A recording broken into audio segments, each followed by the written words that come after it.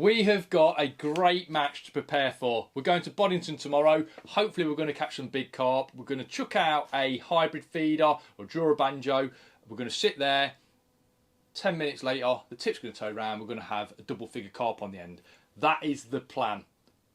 In reality, if we get a bite tomorrow, it will be a miracle. And I think 2 or 3 fish will win the match. So we need to make sure that everything's prepared correctly. That is including our bait. Now, for most of my hybrid and method feeder fishing work for carp, micro pellets are the way to go as a base for putting around your feeder. So 2mm pellets, I prefer to use 2mm as the base. These XL carp pellets are a beautiful batch at the moment from Dynamite Baits. They're a fantastic, uniform pellet, soak up really nicely. That is what I'm going to use as my base tomorrow. Now, in the summer months when the air temperature is really high, I like to just do my bait morning of the match. I like to prepare my bait in the morning just before I leave for a venue. I think that fish meal baits can go sour quite quick, especially as the air temperature and obviously everything gets to them. They sort of, I don't know, at the end of a session, I've had it before where I've prepared bait the night before. At the end of a session the day after, your bait's just smelling a little bit off. And I'm not one of these guys that, I get asked quite a bit, do you like to freeze your ground bait if you've not used it? Do you freeze your pellets? Do you take them home, use them the next day? No, I will go fresh every time, especially with fish meal bait. I think mixing up a biscuit based bait, maybe a little bit different. And also at this time of year where you can see my breath, I'm in the garage, it is freezing. I think at this time of year when the air temperature is really cold, the bait doesn't spoil as fast. So preparing it the night before has a really big advantage for me, and I'll show you that in a second. So these are the pellets that I'm going to use. We're going to measure out an amount of bait. These bags are really nice, resealable. So you rip off this little tag, pop them open, and then you've got a resealable bag. Quite another little idea. It means you haven't got half-ripped bags sitting around in your garage. We're going to measure out, we're not going to need a lot of these pellets. We're going to measure out 1 litre. So just going to, tomorrow, if I'm having more than 10 casts, I think it'd be a miracle. So I'm going to measure out 1 litre, just get my litre tub, measure out 1 litre of these pellets, and then try and spill them on the floor, seal that bag up. So we've got 1 litre of our pellets.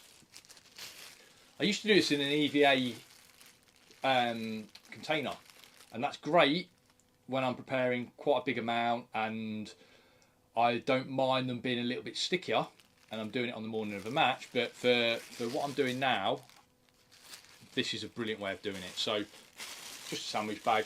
Make sure you get a decent sandwich bag. Obviously you can get some really cheap nasty freezer and sandwich bags. You pour your pellets in, you put the water in, and the corners split or whatever. Make sure you get some decent sandwich bags, real nice thick ones, where it's not going to split on you. So pour those pellets in. Doesn't look hardly any bait at the moment, but obviously it's going to take on the water and going to swell up. And this is really similar to how I prepare my expanders, really, just with a little bit less water. So I've got my water here. Again, this is Dynamite water. It's actually tap water, which for what I'm doing now and all my bait prep, I'm not really bothered about using tap water. I think there's chemicals in everything that we're using. All these baits are created with some sort of chemicals in them, so I don't think a bit of tap water's hurting. Obviously, if you can get some lake water, it's great, puts your mind at rest, but tap water, no problem. It's probably dissipated by the time I use it anyway. And we're just going to pour in, not loads. We just want to make sure that each pellet has seen a little bit of water, because you can see there, not even to the top of the pellets, probably half the amount of water. So if I've put in 1 litre of pellets, I've probably put in like 1/3 of a litre of water there. Hardly anything. It's not to soak the pellet through. I don't want the pellets to be like spongy and big and blown up. I don't want that. I want these pellets give that a bit of a shake. I want these pellets to have just seen some water. I just want them softened, and I want them to be pretty, you know, pretty small still. I want them to be 2 mil really, and I'm going to squeeze that down all the way down, as tight as I get, so those pellets can't really expand. There's no room for them to expand, because when they expand, if you think about what's happening, the water's going to go into those pellets, and if they expand, the fibres of those pellets are going to break, because obviously for the pellet to expand, the fibres have to stretch, the fibres will break. You'll end up with mushy pellets. If I can keep those pellets nice and tight, it means that the fibres are going to stay nice and tight, my pellets are going to stay intact for a little bit longer.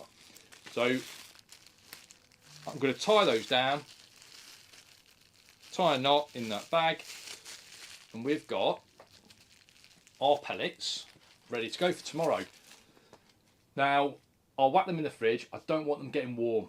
I've just told you how fish meal baits can spoil quite quickly if they're kept warm. So I want to keep those in the fridge. Might just rotate the bag a couple of times for the first 5 or 10 minutes just to make sure that water's not sitting in one spot. But when I get them tomorrow on the bank, they'll be soft, but they'll be in perfect pellet form. Now, what will happen with these pellets is the tackiness will have gone. When you soak pellets up on the bank or use them quite quickly after you've soaked them up, there's still a tackiness to them. They still sort of like want to clump together. So these pellets will have that tackiness. All of that tackiness will be removed from those pellets. So when you squeeze them together around your feeder, they want to break apart a little bit faster than pellets that you've prepared straight away, which is perfect. Obviously in the winter, everything works a lot slower. So you chuck out your bait into cold water, the pellets are going to work a lot slower.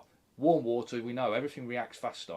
All your baits react faster. So what I don't want is when I cast out tomorrow, I don't want that feeder to be sitting there in a rock hard ball, little tiny, rock hard pile on the bottom for 10 minutes before it actually starts breaking down. I want to cast out, and within a minute or so, my hook bait has been revealed and I'm fishing effectively. That is the plan. Now, that's the feed prepared. I've got some hook baits as well somewhere that I'll show you. Here we go. Now, I like to keep things really, really simple. So you can see there, I've got my micro pellets. I may add a little bit of flavour into those tomorrow. Those pellets will still be on the dry side when I get them out of that bag. They might need a little bit of touching up with water, but that means I could touch them up with water or flavouring. Gives me a really nice base to work with. And my first couple of casts will just be with normal micros, but if I feel flavouring's going to work, or flavouring's going to give me, might catch me one fish, or I may need to make some sort of impact, I can just add a little bit of flavouring to some of those pellets. It brings them up to a stage where they're still a little bit tacky. I can get them around a feeder without ruining them. If I'd have soaked those pellets up to the perfect state or over-wetted them, I've got nowhere to go. I've got no chance of adding any flavouring to them. So that's my starting point. Simple. Hook bait choice is simple. Same old story. I've got my trusty tub of yellow wowsers. These are 5mm yellow wowsers, and I've been using 5mm yellow wowsers for ages now. Really nice little hook bait. They suit a big hook perfectly. So I've got no qualms about using a 5mm bait on a size 10 hook, for instance. I don't think the fish are really that bothered when they're sort of like grubbing, and you've got less chance of that hook bait getting in the way of the big hook point, catching hold. So 5mm yellow bait. I see loads of different tubs on people's size trays, especially when we do a group coaching day. When Lee and I do an edge group coaching day, we see loads of different tubs on people's side trays, and some days some baits can outfish others. Some days a pink is amazing, some days a white is unbelievable, but I know that I can go to nearly every venue, chuck out a yellow, and I'm going to get bites. Then it's a case of maybe tailoring it from there or working out the perfect combination. But I know that by using a yellow, I'm sort of like 90% of the way there. I'm just touching it up a little bit if I was to use other different coloured baits. But yellow wowser, those micros, maybe add a tiny bit more water or some flavouring to them on the bank, and we are ready to go.